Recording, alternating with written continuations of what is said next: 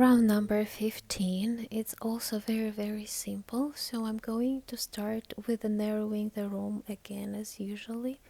A raising loop and 3 pieces of front post double crochet with one top. One unfinished, second unfinished, and the third. One top, 2 loops, and into each of the elements 3 pieces front post double crochet. Into here 3 pieces, 1, 2, and 3. 2 loops, 1, 2. Into the next one we find also 3 pieces, 1,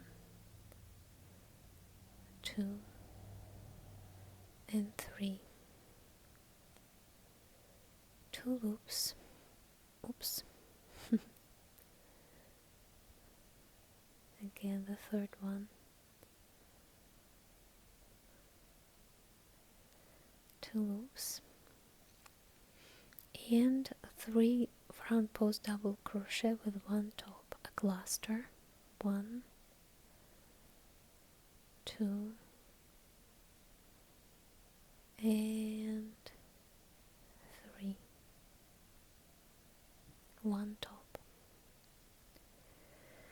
The whole round is this. We go into the next element like this one, and in the end usual slip stitch.